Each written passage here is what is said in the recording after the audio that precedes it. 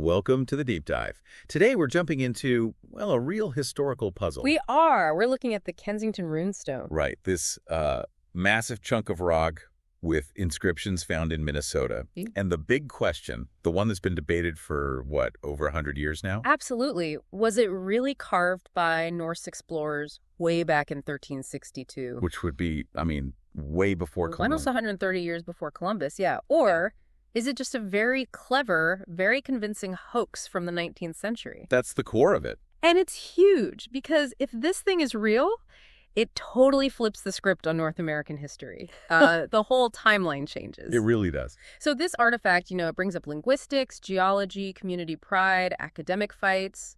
It's got everything. So our plan here is to really unpack it all, look at the evidence, both sides, and try to figure out what's going on with this stone. Let's dig in. Okay, so let's set the scene. It starts, surprisingly normally almost, back in 1898. Right, in Kensington, Minnesota, a small farming place. And you've got this guy, Olof Ohman. He's a Swedish immigrant, a farmer. He's out clearing his land, needs more space for farming, typical stuff. And his son's with him, Edward. Yeah, his young son, Edward. They're chopping down trees, digging up stumps. Probably just another long day's work. Until clunk. Exactly. The axe hits something solid. Not just a root, not just a normal rock, something different. Under the roots of this poplar tree. And they start digging, right, pulling away the dirt and the roots. And they uncover this slab of gray stone. It's big, like 200 pounds or so. Yeah, hefty. But the amazing part is it's covered in these strange carvings, rows of symbols. Runes. And Oman, coming from Sweden, he recognized them. Yeah. Maybe not instantly what they said, but he knew what they were. You have to imagine that moment, seeing ancient Scandinavian script popping out of the Minnesota soil. He must have known, or at least suspected, this was something huge, not just some random graffiti. It felt old, important. Well, word gets out pretty quick in a small community like that. No, The stone gets passed around. Local scholars, teachers, anyone who might know something about runes, they start looking at it, trying to figure out the message. when they finally pieced together a translation, wow, that's when it really exploded. Okay, so what did it actually say? This is the core of it. The main part, it goes something like 8 Gotalanders, that's people from Gotaland in Sweden, and 22 Norwegians on a journey of exploration from Vinland westward. Vinland. So they're connecting it back to the known Viking settlements, but westward, into the interior. Exactly, it continues. We had a camp by 2 skerries. Skerries are like little rocky islands, which is weird for Minnesota. 1 day's journey north from this stone. Okay, that is weird. Scaries. Inland. Very weird. Then it gets darker. We were fishing one day. After we came home, found 10 men red with blood and dead. Whoa. Yeah. And then Ave Maria, save us from evil, like a desperate plea. Ave Maria. A Christian prayer mixed in with runes. And there's more on the side of the stone, too. Right, what did that say? Something like, we have 10 men by the sea to look after our ships. 14 days' journey from this island. Year 1362. Okay, hold on. By the sea, 14 days' journey away, and the date, 1362. That's the bombshell. 1362. Almost 130 years before Columbus. And the location, Minnesota. Hundreds, thousands of miles from the Atlantic. If that's real, it changes everything we think we know about who was where and when. Totally. Could Norse explorers really have pushed that far inland and leave this marker, this cry for help? It's a staggering thought. And you can imagine how this hit the local community, right? Especially given the timing. Oh, absolutely. This is the late 1800s, early 1900s. The Midwest, especially Minnesota, is filling up with Scandinavian immigrants. Swedes, Norwegians. Just like Olof Ohman himself. Exactly. So for them, this wasn't just some dusty old rock. This was potentially proof that their people, their ancestors, were here first, centuries before the English or Spanish or French. It gave them a sense of history, of belonging, of pride in their new homeland. Like, we have deep roots here too. It was incredibly powerful culturally. And so initially it was a sensation. State fairs, newspapers, lots of people just accepted it. It felt right to them. A symbol of their heritage found right there in the prairie soil. But that initial excitement didn't last unchallenged.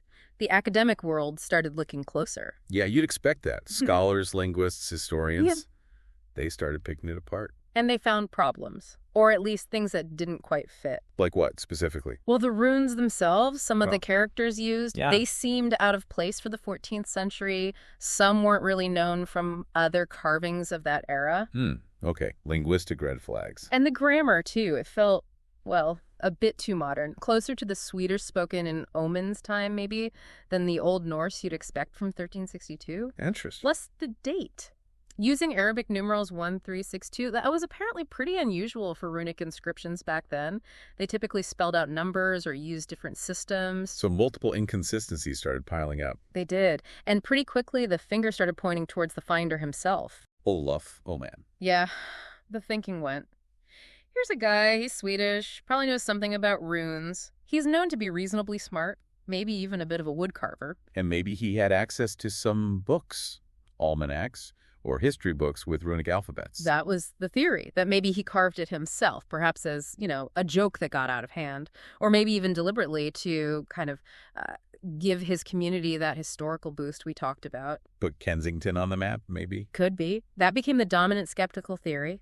Ohman cooked it up. But what about Ohman himself? What did he say? That's the really fascinating counterpoint. He denied it. Consistently. Vehemently. Right up until the day he died. He never confessed. Never changed his story. Never. And maybe even more tellingly, he never seemed to profit from it. People offered to buy the stone, sometimes for significant money back then. He always refused. It doesn't quite fit the profile of a typical hoaxer, does it? Usually there's fame or fortune involved. Not in his case, apparently. He just stuck to his story. He found it, tangled in the roots of that tree, period. It leaves you wondering, if he didn't do it, then who and how? It does complicate the simple hoax theory. So, okay, the case against it has these linguistic issues, the numerals. Right. But the case for it, it's not dead either, right? There are arguments defending its authenticity. Oh, yeah, absolutely. The debate is far from settled. For instance, much later, in the early 2000s, you had geologist Scott Wolter take a close look. What did he find? He focused on the physical stone itself, particularly the weathering inside the carved grooves. Trying to date the carvings based on erosion. Exactly. And his argument was that the level of weathering, the way the mica and quartz had degraded within the inscriptions, looked consistent with centuries of exposure, not just, the few decades since 1898. So physical evidence potentially pointing towards an older date. That was his conclusion, yes. Challenging the idea it was a fresh carving. Okay, what else is there for the pro-authenticity side? Well, remember those unusual runes that the early critics flagged as proof of a hoax? Yeah, the ones that didn't seem to fit the 14th century. Right. Well, it turns out that after the runestone was discovered, some similar unusual runes were actually found in other, more obscure 14th century contexts in Scandinavia. Seriously? So Ohman couldn't have known about them from books available in 1898? That's the argument. It suggests those specific runes weren't just made up or mistakes, potentially weakening the Ohman copied it from a book theory. That's a pretty strong point. It adds another layer of complexity. And then there's just the tone of the message itself. The Ave Maria, save us from evil part. Yeah, and the whole thing, it's not like boastful. It doesn't scream, Vikings were here, look how great we are. It reads more like, like a log entry, a field note, or, yes, a desperate prayer from people in deep trouble. Less like propaganda, more like a personal message. Kind of. And you have to ask, is that really the style a hoaxer would choose if they wanted to make a big splash? Wouldn't they make it more dramatic, more obviously Viking? That's a fair question. So, okay, let's talk logistics. The elephant in the room, or maybe the long ship in the prairie. Right. Minnesota. We know Vikings got to North America. L'Anse Meadows in Newfoundland. That's solid archaeological proof. Around 1000 AD. No question about that. They were definitely on the coast. But Minnesota, that's what, 1,500 miles inland? How on earth could they have gotten there in 1362? That is the massive geographical challenge, but proponents have mapped out a possible, though incredibly difficult route. Up rivers. Essentially, yeah. The idea is they might have come down from the north, maybe through Hudson Bay, then navigated through Lake Winnipeg, and then potentially down the Red River system, which flows south and could have brought them into what's now Minnesota. Wow, that sounds brutal.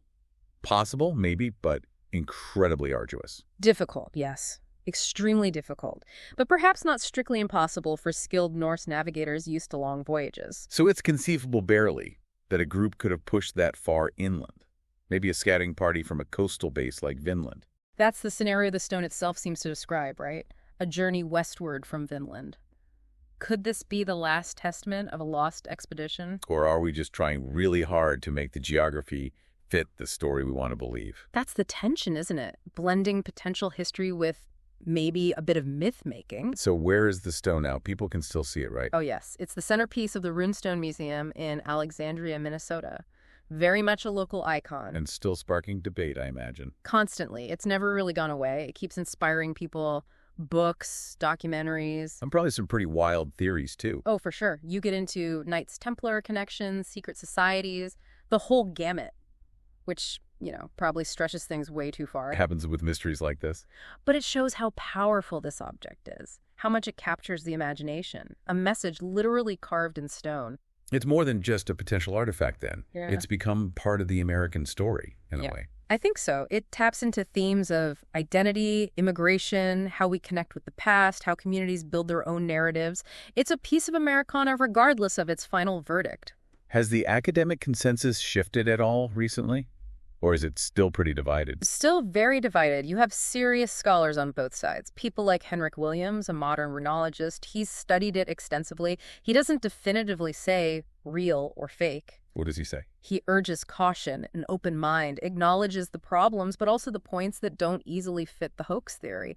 The public fascination, though, that hasn't faded, that message. Ave Maria, save us from evil. It's haunting. It really is. So, wrapping this up, the Kensington RuneStone. It forces us to remember that history isn't always neat and tidy, written down in official records. Definitely not. Sometimes it's messy. Maybe it's etched onto a rock and buried under a tree for 500 years. Or maybe it's a story born from imagination in a small town. It leaves us right there, doesn't it? Is it a lost chapter of Viking exploration, a testament to incredible endurance and tragedy?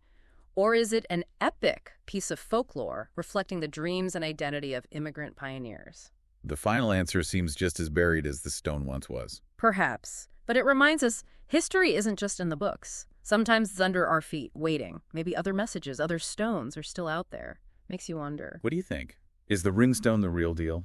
Or fascinating fable? We'd love to hear your take. Check out our website, send us a message.